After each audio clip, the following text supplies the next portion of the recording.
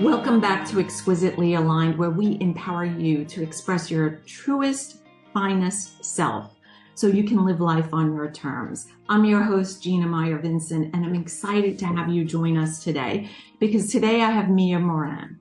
Mia is the mom of three. I only have two. I can't imagine three, but mom of three and coach who has struck her perfect balance. I'm going to read that again. She has struck her perfect balance, which we are such a proponent for, between motherhood, wellness, and work.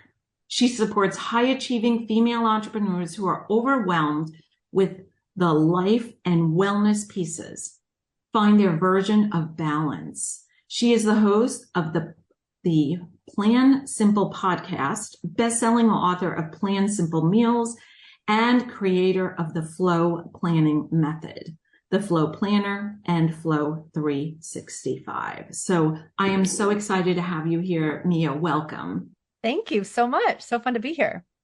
And we have quite a few things in common. I'm going to tell you in the second season of Exquisitely Aligned, I had done almost the entire season of the art of creating beauty. And for me, the art of creating beauty goes into so many different ways, shapes, and forms, one of which is allowing ourselves the time to plan, free time for ourselves, to plan joy and bliss for ourselves, because if we don't, we never have it happen.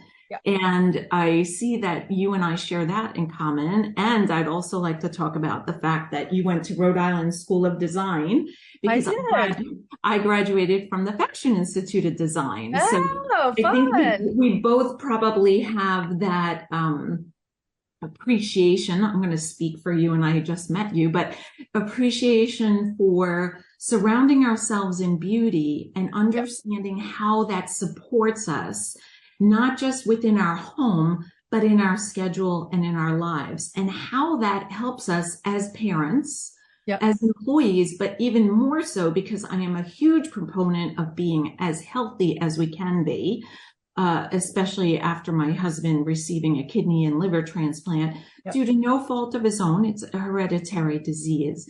But so I'd love to speak about those three things and probably so much more. You may have to come back. You haven't even finished this interview, and I'm telling you, you have to come back. Not asking you, I'm telling you. Yeah, sounds good.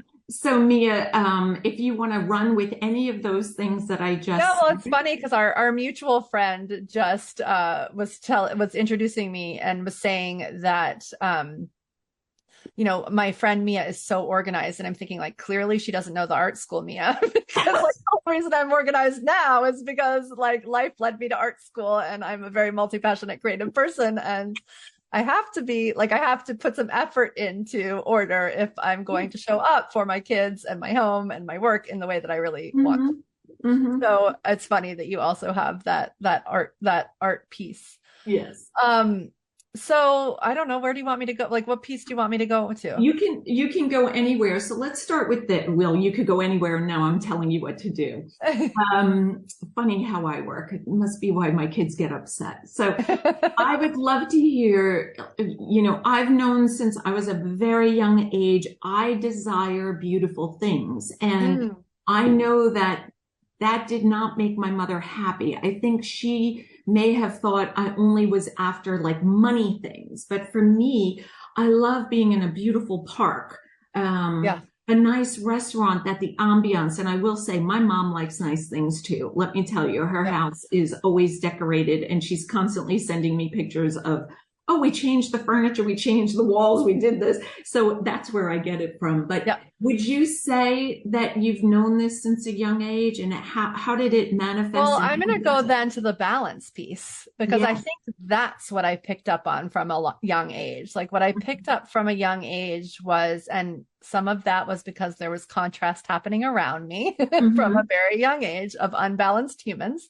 And I've always been an introvert, and I've always sort of had this like artistic nature in a very non-artistic world. I mean, I ended up at the Rhode Island School of Design at RISD after going to a very traditional college and very traditional schools. Like, and then I was like, oh my God, I found my people. But Yes. so I feel Yes. like balance is like, was really what was most, I think I probably took for granted like the actual beauty around me. I'm also the daughter of a painter. So like everything around me always was beautiful. The Yes. balance piece was really important. And I want to clarify that because I push back on a lot of people who are like, work-life balance does not exist. And I'm like, it doesn't exist in the way that we're taught about it, because we're taught that it's like this linear thing and I work this much, so balance means then I have to play this much. And I don't believe it's like that. I believe it's like within us, it's an energy. Yes. And so sometimes balance looks like working a lot. Mhm. Sometimes balance means totally focusing on one kid. Yeah. Sometimes, and having like a messy house and not a perfect business, right? And Yes. Yes. sometimes balance looks like decluttering your whole basement and ignoring your kid because that's the part that's feeling a little bit chaotic. So Right. for me, that's been the piece that's been like sort of my guiding principle has been like, I think balance is a feeling. Like I think I can see it. And mind you, I can say this now, it took me probably the first 40 years of my life. And, definitely until I was 30 and had my three kids Mhm. to realize that like, it wasn't about all those outside things. Right. So, and Yeah. my story sort of the story of me becoming, I guess my whole life is my story of me becoming today, but my story of like becoming a coach, because since now that I went to art school, I started off as a graphic designer. I've always been an entrepreneur, but I owned a graphic design studio for like 15 years before I did this coaching thing. And I just hit this wall where like the beauty of life in terms of Martha Stewart's definition, I had definitely gotten that, right? Like I loved our apartment. I loved my three beautiful kids who were all under 5. Like I love my husband. I loved this life we had created. And I was secretly really miserable. And Mhm. I thought that that was like the worst thing I could possibly feel. Like I felt like such a Yeah. spoiled brat, but it was true. Yeah. And I was out of balance. I had like gone and gotten this whole collection of like beautiful things as though I was like going through a magazine, but I hadn't I had like let go of turning inward, which was something I think I had always had within me, but I was in our world. So there Well, I and I think that we're taught, or at least what I believe, and it's all over my messaging, is that I feel that we're taught from a young age to look outside of oh, ourselves for the answers, right? yeah, Now it's Google it. Back yeah, then when I was a kid, it was go to the library and, find a book or get an encyclopedia, which I don't even know that they exist anymore. Maybe just in the antique shops. right. But we're so often asked to go look there, go look here, go look. And, that's what we really need is the inside journey. Yeah. And I always say to my husband, if I'm never going to win the best mom of the year, my kids know that. I told them point blank when they were younger and said, you're not a nice mom. This mom is letting her do this and that, and you're not letting me. And I said, I never put my name in the hat for mom of the year. It's never going to be in there. I'm not trying to win that award. But what I'd love to give my kids and clients is those skills, those life skills of who am I? What am I here to do? What helps me feel balanced? You said balance is a feeling, which I love.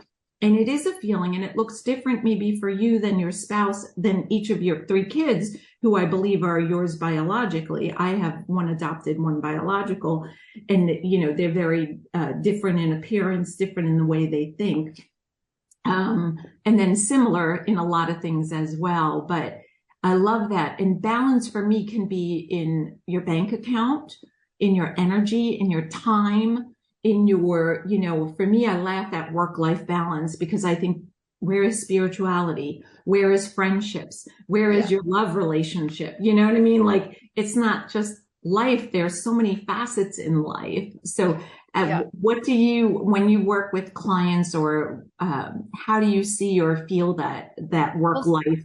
yeah, so we actually have a planner that came out of this whole journey I went on Yes. personally. It started off as really a health journey. But I call it the flow. We could call it the method called the flow planning method, which you already said when you introduced me. But that is the word flow, of course, but it also stands for food is F, food and wellness. Yeah. L is lifestyle. O is Om, which is that self-care spirituality part, and work is W. And so I find that, like, you know, within lifestyle and work there, and even in wellness, there's like different pieces. But I find when you really start to look at all four of those areas, and a lot of times we'll have like a flavor of a season, you know, and I also don't like thinking for too long in advance. Like I love for women 90-day seasons, because I just feel like, and I don't mean like traditional 90-day seasons, like fall, winter, and whatever. It's like, I look out over the next 90 days, like I kind of know like where the kids are, like what my energy is like, what the house is like. And I can see like where my edge is and like what's really pulling me. And then those other things can kind of support it. So for me, like balance is a lot about support as well. Like if I have a big work goal, I have to really make sure that my food and wellness habits, and that like how I mother and my morning spiritual practice, like I have to make sure like those even have to rise even higher to meet the work goal. You know, and it's sort of, and that's true in all the different facets. And, you know, and sometimes it's not like balanced with all four. Like, so, about 3 years ago, so now I have 3 teenagers. They're all teenagers right now. But one of them had a really hard time in COVID. I would call it a mental health crisis.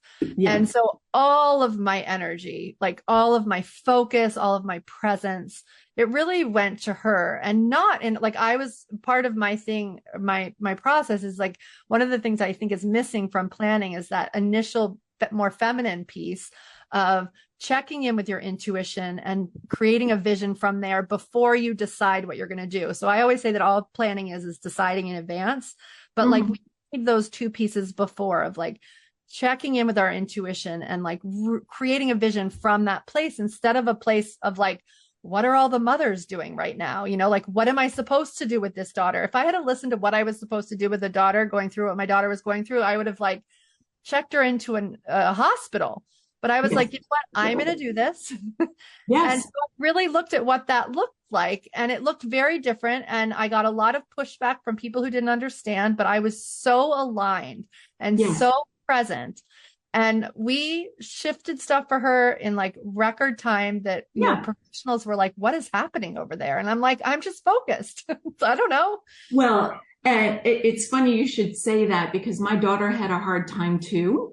Yeah, it was so hard for girls. Besides COVID, she was in her 8th grade year of a K through 8 Spanish English immersion school. So she was with kids that she knew from kindergarten. Yes. And all of a sudden, and we were moving across the country. So we were leaving the East Coast, Charlotte, North Carolina, coming to the West Coast to be in sunny Southern California. Ooh, so nice. Yes, a joy for mom and dad, but not for somebody who was leaving all of her childhood friends. Yeah. And then school closing and not ever being able to go back. Like she said to me one day, very sadly, I just wish I could ride the bus one more time. And I said, if I had the power, I would totally hire that bus driver and get all the moms to agree. And like you, there is pushback when I call it, when you go outside crowdsourcing your confidence, right? So if you listen to all those other voices who don't know your daughter intimately the way you do, who are not, in my opinion, connecting, and I'm not calling these people bad, you know, or bad people, but they're not tapping into their intuition the way I hear you're saying, and knowing like, hey, I know how to resolve this. And I did things with my daughter. I put her in the car and we did loud chanting and humming. Oh, I love that. Yeah, because I knew she wouldn't do it in the house with her brother and her dad in the house. So I just got in the car. Come on, we're going for a ride. Where are we going? You will find out. We didn't have a destination. Yeah. It was COVID. Where are you going to go? Right. Right. Where we lived, it wasn't like I could drive her to the beach. You know, that was a 3-hour hike. But just 5, 10, 15, 20 minutes. And initially she wouldn't join me, but I just, you know, even the sound ha in a loud, you know, and our car is small, a four-door sedan, the whole, everything's I love vibrating. that. That's so good. But, it was out of the box, right? Because Yes. these people don't practice yoga. They've never taught a yoga class. They haven't studied wellness and things that I had passions Yeah, but for. and I would And say yeah. though, even if you haven't done all the things and you're listening, Mhm. like I think all of us know what the answer is when we look inside of us. And I hear so many people complaining about their endless to-do list. And I think part of the problem is that idea of literally our to-do list is pretty much like 100 other people's to-do list. It's not really our to-do list. If you spend time, if you create that space to really center with yourself and then you make a list, whether Mhm. it's for like, a big project or your week or even the next hour, you're gonna come up with something that's manageable. When you're taking everybody else's agenda of like, this is what I'm supposed to do with the kid, and this is what I'm supposed to do for my work, and this is how I'm even supposed to be spiritual. Like sometimes I'm like, how did all those like morning routine spiritual things become a burden? Like, and they do because they're like, they all sound good, but there's probably a few certain ones that are like really great for each person. And it's different. Like there might be a different time or a different practice or whatever. And I think that's one of our big conundrums is that our to-do lists actually aren't ours. Right, right. And I love when you said we all have the answers. And I think it's just the matter of stopping to like pause. Yeah. I used to teach Zumba and it was Ooh, I love Zumba. yeah, Zumba is a lot of fun. But there was a song and I can't think of the name of it, but it was all about the pause. And if Yeah. you look at music or if you look at talented, gifted speakers, there's a pause to let Yeah. something soak in. And we can bring that, like you're saying, to your planner and just write. I'm a fan of lists. I have them everywhere in the house, and I also have them on my phone. And then I think prioritizing what really is something we have to do that nobody else can, and that's going to align with our truths, our desires, and our gifts. Like, Yeah. working in the garden is not my talent. It's not my desire. And it's definitely not my gift. My parents each have green thumbs, and I didn't get any green anywhere. So I have a gardener because I know, and my husband's the same way as I. So, and the kids, they haven't taken an interest in gardening. So, and they're almost out of the house. But, I think that what you're saying is so true and so important. And for me, it aligns with Exquisitely Aligned because that's how we bring the beauty into our life and Yeah. having the time. I loved you said you have a spiritual morning practice. I do too. Yeah. I know that's usually very personal, but would you mind sharing maybe a little bit? Absolutely. Absolutely. So first of all, I want to say about timing, Yes. that has definitely shifted over the years of kids. And I totally thought I was a bad human because I couldn't wake up at 5 a.m. to do my morning routine. So I just want to put it out there that that's not necessarily true. No. And so I sort of redesign it kind of regularly. Well, not necessarily what I'm doing, but when I'm doing it. So, Yes. but generally, the most important things to me at this point, as we're recording this, are that I start off hydrated, Yeah. that I do a short meditation, Mhm. that I'm in the moment, I've done 100 days of Qigong. So Mhm. that's been an important practice, and I write. Yeah. And so, like, that's like mine at the essence. But as I design it, what I've realized is that like it's okay that part of my morning, like sort of in the middle of that, I'm still packing a kid's lunch Yes. and I walk my child who I was telling you about earlier. I walk her to school every morning, Yes. and that fills me up. Like I don't know if I would do it at that moment if it didn't fill me up, but it's just as much important. Like it like connects me that I'm like feeding my daughter well, and sending her off. I mean, she's in 8th grade, so she could do it for herself, but I actually like enjoy doing it. And my high schoolers who I walk to school and like we, hold hands and talk about the day before and what's coming up today. And like it's just connecting and grounding, and it starts off my day great. And then I come home and do the Qigong because I do also some chanting during that Yeah. practice. And I just don't want everyone coming in and laughing at me, which they would do if I was doing it before they left. So, so it's like really, and and in the summer when everyone's home, it might be a little bit different. And then I figure out Yes. what that looks like. But so it's like, what is that actually? So that's mine right now. And journaling, journaling and meditation sort of happens before I say hi to anybody. And one of the other things I try to not do in the morning is check my phone or email before I've gotten back, like before I've gone through like that really important set of things. So whether I can't fit them all in until 10:30 or they happen before 7, I'm really conscious of not checking email because that really quickly takes me out. And I often find then if I go back through my day, I'm like, shoot, I never did like the journaling piece. And it was just because I got sucked into my email. Right. I always feel like, is it really that important? You know what I mean? Like, if it's really that important, somebody would be knocking at our door, right? Yeah. And the other thing I want to say real quick about that list is that I think one of the most important things we forget to do is put it into time. And we started this episode with talking about space. And I actually have come to call that gold space because I used to call it white space, but you can't usually write in your planner or in white. So I always make it yellow now. And it's like, I think we have to move all those things. Once we prioritize, we have to put them in time, or otherwise we literally don't understand them. Yes. Because our to-do list, like once we intuitively know we want something, it could be something that we're not getting for a year, but we think it needs to be done on Tuesday. And it's unfair to like our being that we think that's possible. But when we get it in time, it's like, oh no, this week is about these things. And then next week is about these things. And then, and so on and so forth. And I think that can be really calming to the nervous system. Yeah. And I think I love filling your cup first and make sure you do that. I think as a mom, it helps us show our kids that it is important to come and to our spouse, right? We have to care for ourselves and then they care for themselves. And it just, their friends see it. It just keeps going. And I love journaling. So I was going to ask, I'm going to pull a card. Oh, you can't even see them because of this green screen. There we go.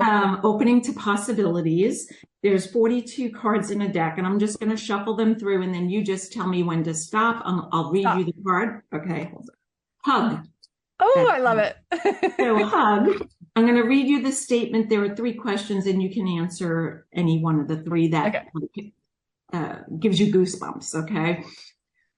A hug can connect 2 souls, heal and mend a broken heart. When has a hug melted your heart? With my daughter. I can tell you that right now. Okay, good. It's the secret to being a mother of teenagers. Close your mouth and give a hug. No words, all hugs. Yes. I can tell you that like right now. And as a mother of a 20-year-old and a 17-year-old, so not 2 teens, but right about there. Sometimes that's hard to do, right? Is to you have to take a pause. I know when they were toddlers, there were times that I said, Mommy has to go to the bathroom. I'll be right back. And I was turn on the fan in the bathroom and just go, but I love that. That is awesome. Well, and I ask permission now, but as long as I don't say anything, I'm usually granted permission. If I open my mouth about what's good and what's bad in the moment, I do not get permission. But as long as I just do that, then usually I'm fine. And it's good. And my oldest teenager, my 19-year-old is almost 20. So I have the exact same. I have my 2 oldest are 17 and almost 20. So same thing. We understand each other on many levels. And I bet other people are nodding their head going, been there. Yes. In it. Yeah. So I have to say goodbye, but I would love to have you again. You're so delightful. And there's so much more I've written notes that I'd love to talk more about. Absolutely. And thank you for giving a voice to flow, food, lifestyle, and work. And those are things that are so near and dear to our hearts here at Exquisitely Aligned, because we believe when you connect with your truest self by doing each of those things, taking in nourishing food, living the lifestyle that you're called to live, the one that you desire and deserve. And for me as a yoga instructor, very, very near to my heart, and work, which I like to call our paid career, our paid calling, our legacy, however you want to call it. Those things are so important. I'm going to leave Mia's information below and you'll see how to connect with her and look at her book, her planner, and so forth, and social media as well, if you don't mind sending me that. No, I'll send you one. I have a free course that anyone listening is welcome to go through that's really all about connecting to that feeling of overwhelm or balance. and what the Perfect. difference is. So Do you yeah, want to so tell us the web address? it's just, if you go to our website, plansimple.com, it's like literally everywhere. It's at the top, it's in the middle. You'll see it. You just go take that free course. We'd love to have you. Wonderful. Well, thank you so much. Pleasure meeting you here. Oh, thank you. Look forward You too. to staying connected. Thank you so much.